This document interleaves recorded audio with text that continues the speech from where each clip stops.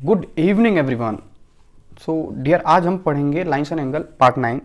Hopefully ये exercises के last question होंगे। इसके बाद हम कुछ समरी करेंगे 5-10 मिनट जो भी होगा, बट ये लास्ट क्वेश्चंस होंगे जो आज हम करेंगे, ठीक है ना। लास्ट क्लासेस होंगे जो 3-4 क्वेश्चन जो भी करेंगे। तो डियर एनसीईआरटी और इसमें आरडी दोनों हैं। तो पहला क्वेश्चन आज का ये है dear, in figure A B is parallel to, देखो क्वेश्चन में लिखा है A B is parallel to D E, मतलब A B is parallel to D E. B A C 35 है, B A C is a 35 and C D E 53 question में दिया हुआ है। डी सी ई आपको फाइंड करना है। I hope clear है क्वेश्चन में क्या कह रहा है। क्वेश्चन में डियर एकदम साफ साफ ये कह रहा है कि ये लाइन और ये लाइन पैरेलल है, A B is parallel to D E. ये क्वेश्चन में कह रहा है A B is parallel to D E और 35 गिवन है, और आपको जो फाइंड करना है वो D C E, that is D C E आपको ये फाइंड करना है, ये आपको फाइंड करना है। आई होप यहाँ तक क्लियर है। अब अगर क्वेश्चन को ध्यान से देखें डियर यहाँ पे अगर, तो क्वेश्चन में ये कह रहा है कि ए बी और ये पैरेलल है, ये लाइन और ये लाइन पैरेलल है। तो बेटा अगर ये लाइन दोनों पैरेलल है तो आप यहाँ देखो यहाँ जेड बन रहा है, ये लाइन पैरेलल है तो ये अल्टरनेट एंगल होगा। अगर ये 35 होगा तो ये भी 35 होगा। आई होप ये क्लियर है, ठीक है ना। अगर ये पैरेलल है तो ये 35 होंगे। इसका मतलब हम ये लिख सकते हैं क्या, यहाँ पे हम लिख सकते हैं angle C E D is equal to 35 degree, reason alternate interior, alternate angle of parallel lines, ठीक है ना, बिटवीन पैरेलल लाइंस लिख देना, ठीक है ना। अल्टरनेट एंगल्स हम केवल लिख दे रहे हैं बस यहाँ पे। ओके, यहाँ तक क्लियर है। ये बेटा ये भी हो गया कितना, 35 डिग्री। अब डियर यहाँ पे देखो, आपको ये एंगल बताना है तो ये एंगल आप इजीली बता सकते हो, क्योंकि तीनों एंगल को प्लस करने पे कितना होना चाहिए, 180 डिग्री। इसका मतलब पहला एंगल कितना डियर, 53 डिग्री, दूसरा ट्रायंगल कितना है 35 डिग्री, और बेटा तीसरा हम x मान लेते हैं और तीनों को प्लस करने पे कितना आना चाहिए, 180 degree. In a triangle DCE में अगर आप ध्यान से देखो, तीन एंगल को प्लस करने पे 180 होना चाहिए। पहला एंगल 53, फिर 35, तीसरे को हमने x मान लिया। इजीली आप यहाँ से सॉल्व कर सकते हो। हाउ, अब इस 35 53 को ऐड करोगे कितना आएगा, 88 आई होप ना। 88 plus x is equal to 180 degree, then x becomes 180 degree minus 88 degree. तो बेटा x इज इक्वल टू कितना हो गया, 92 डिग्री। तो x की वैल्यू हो गई जो कि हमें पता करना था, ये 92 डिग्री, यही आपका आंसर हो गया। आई होप एकदम क्लियर। इसको और तरीके से भी हम कर सकते थे, but we need not to do. आप यहाँ पे एक्सटीरियर एंगल का भी हम हेल्प ले सकते हैं। आई होप यहाँ तक क्लियर है आपको। अगले क्वेश्चन बढ़ने से पहले एक चीज़ यहाँ पे क्लियर करना पड़ेगा बेटा। जैसे कोई सा भी ट्रायंगल है, सब any triangle, if there is a triangle, मान के चलो हम यहाँ पे बनाते हैं, अगर कोई भी ट्रायंगल है और किसी भी ट्रायंगल का जो एक्सटीरियर एंगल होता है, किसी भी ट्रायंगल का जो एक्सटीरियर एंगल होगा, वेयर इज एक्सटीरियर एंगल, ये किसी भी ट्रायंगल का जो एक्सटीरियर एंगल होगा वो अपोजिट इंटीरियर के सम के बराबर होगा। अपोजिट इंटीरियर का मतलब होता है जिस एंगल की हम एक्सटीरियर की बात कर रहे हैं उससे सटा हुआ जो इंटीरियर है, जैसे इससे सटा हुआ ये है, इसको छोड़ दो, बाकी जो बच रहे हैं इनके सम के बराबर होगा। मान के चलो अगर ये 35 है और ये 40 है, तो 40 और 35 कितना होगा, 75, तो ये बाहर वाला 75 होगा। ये हम कर सकते हैं, हम जाने भी हैं, ठीक है ना।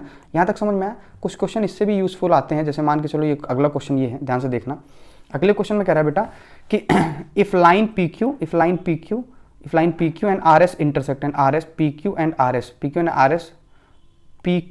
R S intersect at point T such that PRT is a 40 degree, RPT 95 है बेटा, RPT आपका 95 है, और डियर PSQ 75 है। आपको SQT बताना है, SQT आपको बताना है। SQT, where is SQT? अगर आप SQT को ध्यान से देखो तो SQT आपको ये बताना है, ये आपको पूछ रहा है, ठीक है ना। इसमें कोई ऐसा पैरेलल लाइन कंडीशन नहीं दिया गया है। अब इसको अगर हम ध्यान से देखें तो एकदम क्लियरली ध्यान से देखना बेटा। आप अच्छे जानेंगे ये 40 है और ये 95 है, तो आप ये निकाल सकते हो कि नहीं, ये ट्रायंगल का एक्सटीरियर एंगल, किस ट्रायंगल का, PRT, इसका ये एक्सटीरियर एंगल है। और बेटा आपको पता है exterior angle sum of opposite interior के बराबर होता है, ठीक है ना। सम ऑफ अपोजिट इंटीरियर मतलब ये एक्सटीरियर इस ट्रायंगल का, तो एक्सटीरियर का मतलब जो इसके साथ इंटीरियर उसको छोड़ दो केवल बस ट्रायंगल में, बाकी जो दो एंगल बच रहे हैं उनके सम के बराबर होगा।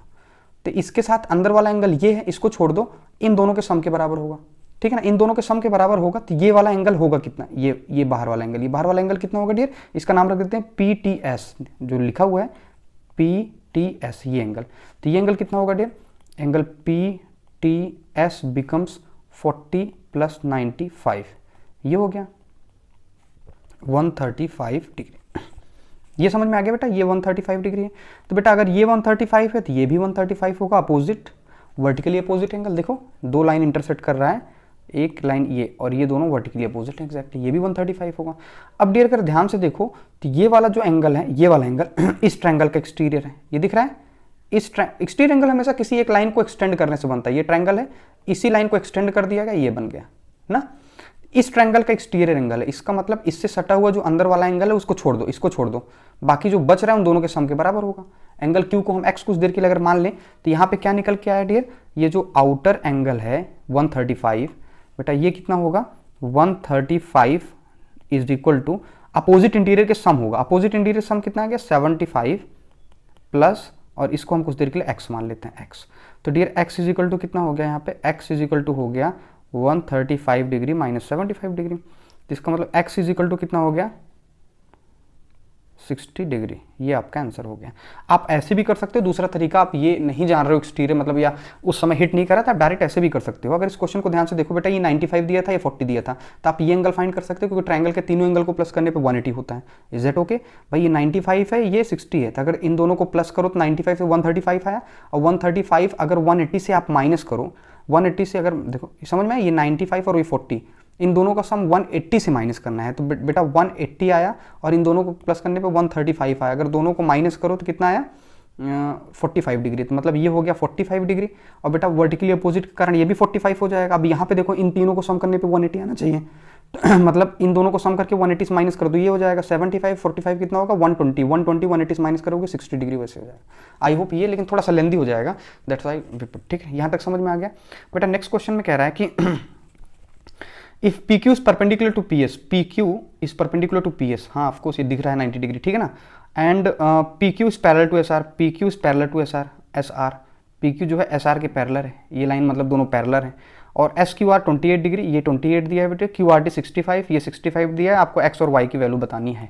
यहाँ तक समझ में आ गया डियर। इस क्वेश्चन में एकदम साफ साफ कह रहा है कि ये दोनों लाइन पैरेलल है, ये दोनों लाइन कितना है पैरेलल, और परपेंडिकुलर का मार्क ऑलरेडी पहले से बना हुआ है।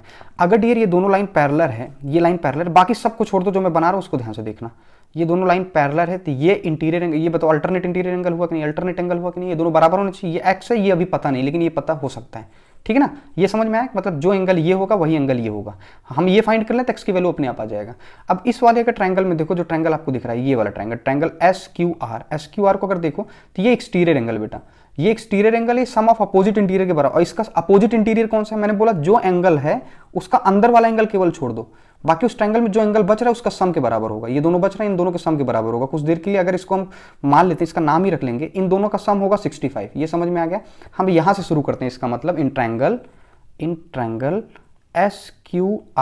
SQR में अगर ध्यान से देखो तो 65 डिग्री इज इक्वल टू क्या होगा डियर, ये एंगल, और इस एंगल का नाम क्या है RSQ प्लस 28 डिग्री। ये समझ में आया। तो dear angle RSQ is equal to हो गया 65 डिग्री माइनस 28 डिग्री। ये समझ में आया। Angle RSQ is equal to कितना हो गया 37 डिग्री। यहां तक समझ में आ गया आपको बेटा, ये आ गया 37 डिग्री। यहां तक समझ बेटा, ये 37 है, तो मैंने अभी आपको बताया कि ये देखो ये ऐसा Z बन रहा है और ये दोनों पैरेलल भी हैं, तो ये 37 है तो ये भी 37 होगा। इसका मतलब x भी कितना हो गया, x is equal to 37 degree alternate angle.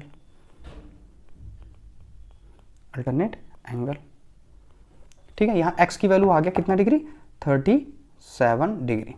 अब बेटा आपसे अगला y की वैल्यू पूछ रहा है, ये y है। इसके दो तरीके हैं बेटा, y की वैल्यू निकालने के लिए कई तरीके से निकाल सकते हो। जैसे देखो ये लाइन और ये लाइन पैरेलल है, तो बेटा ये लाइन पैरेलल है, इसको इंटरसेक्ट कर रहा है, तो ये क्या हो गया को इंटीरियर एंगल हो गया। को इंटीरियर एंगल का सम 180 होता है, ऑलरेडी एक 90 दिया हुआ है, तो इसका मतलब ये टोटल 90 होगा। टोटल 90 होने का y plus 37 is equal to 90, y की वैल्यू आ जाएगा। ऐसे भी कर सकते हैं, पैरेलल लाइन से भी कर सकते हैं, वैसे भी कर सकते हैं बेटा। ये 37 है, ये 90 है, तो ये क्या होगा, तीनों एंगल को प्लस करने पे 180 आता है, तो 37 plus 90 plus y is equal to 180, y की वैल्यू निकालेंगे तब भी आ जाएगा। दोनों तरीके से आप कर सकते हो, ठीक है ना, चाहे ट्रायंगल वाली प्रॉपर्टी लगा लो चाहे पैरेलल लाइन वाली, तो हम किसी एक तरीके से कर लेते हैं, ठीक है ना। तो बेटा यहाँ पे देखो हम ऐसे ही करते हैं कि y प्लस 37 प्लस एंगल ये तो 90 है, 90 इज इक्वल टू होता है 180। ट्रायंगल की basic property sum of all angle is equal to 180, ठीक है ना। तो बेटा आप ध्यान से अगर यहाँ पे देखो तो y इज इक्वल टू हो गया 180 माइनस 90 माइनस 37। तो बेटा y इज इक्वल टू हो गया 180 minus 90 that is 90 degree minus 37। Ultimately वो यहाँ भी आता, दोनों का सम 90 होता है, y is equal to 90 minus 37। तो y इज इक्वल टू हो गया 10 में 7 3, यहाँ पे 8, 8 में 3 5, 53 डिग्री। ये समझ में आया कि नहीं आया? ये y की वैल्यू क्लियर हो गई, आई होप ये क्लियर है, यहाँ तक समझ में आया? So dear, all the question have been finished. Now what we are going to study कि जितने क्वेश्चन अभी हम लाइन्स एंड एंगल के किए हैं, अगर ये एज अ ऑब्जेक्टिव हमें हिट करना हो for the competitive exam, for FIITJEE exams या कुछ भी एग्जाम्स में अगर हमें हिट करने हैं, तो क्या हमें इतने डिटेल में करने पड़ेंगे? इसमें बहुत सारी चीजें ऐसी हैं जो एज अ फॉर्मूला हम यूज कर सकते हैं, जो हमने यहाँ पे एज अ क्वेश्चंस किए हैं प्रूफ, ठीक है ना, वो एज अ फॉर्मूला यूज होंगे। तो उस तरह के एमसीक्यूज क्वेश्चन कैसे आते हैं और कैसे हमें हिट करने हैं, वो भी हम कुछ क्वेश्चंस करा देंगे, जिससे आपको वो मेमोराइज हो जाए कि ये एज अ फॉर्मूला भी हम समझ सकते हैं कि ये होता है। एक्चुअली उसका प्रूफ हम ऑलरेडी बता रखे हैं, लेकिन उसको एज अ फॉर्मूला भी हम समझेंगे। इसी में एज अ मिसलिनियस आप मान के चलो, हॉट्स क्वेश्चन है, कुछ भी मान के चलो, इसी के अंदर हम वो चीज समझा देंगे। Okay, thank you so much.